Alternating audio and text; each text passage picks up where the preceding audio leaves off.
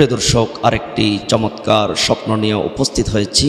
সেটা হলো, আপনি যদি স্বপ্নে দেখেন আপনি দুশ্চিন্তাগ্রস্ত, আপনি খুবই পেরেশানিতে আছেন, হতাশ, তাহলে এটার ব্যাখ্যা কী হবে?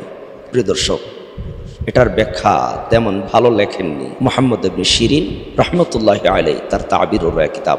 এটার ব্যাখ্যা হলো, সামনে হয়তো এমন কোনো জিনিস আপনার জন্য অপেক্ষা করছে যার জন্য আপনি লজ্জিত হবেন। ভবিষ্যতের কোনো কাজে আপনি লজ্জিত হওয়ার প্রতি ইঙ্গিত করে। তবে এটা দুশ্চিন্তার আরও কিছু ব্যাখ্যা রয়েছে। দুশ্চিন্তার আরেকটি চমৎকার ব্যাখ্যা রয়েছে। আপনি যদি নিজেকে স্বপ্নে দুশ্চিন্তাগ্রস্ত অবস্থা দেখেন, তাহলে এটার ব্যাখ্যা হলো, আপনি হয়তো বড় ধরনের কোনো গুনাহ করেছেন। এই গুনাহের জন্য রব্বে করিম আল্লাহ পাকের কাছে আপনি লজ্জিত হবেন, অনুতপ্ত হবেন এবং তওবা করবেন। স্বপ্নটি এই ব্যাখ্যা করতে গেলে অনেক চমৎকার। এমন গুনাহ করেছেন যে গুনাহ আপনার ছাড়া হয়তো কেউ জানে না, আর রব আল্লাহ পাকই জানে। এই গুনাহ থেকে আপনি তওবা করার প্রতি ইঙ্গিত করে।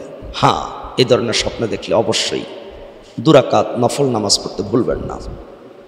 2 রাকাত নফল নামাজ পড়ে আল্লাহ পাকের কাছে বলবেন, ইয়া রব, আপনি আমার মন্দ স্বপ্নটাকে ভালোর মাধ্যমে পরিবর্তন করে দেন। হাদিসের মধ্যে আছে যে দোয়ার মাধ্যমে তাকদীর পর্যন্ত পরিবর্তন হয়ে যায়।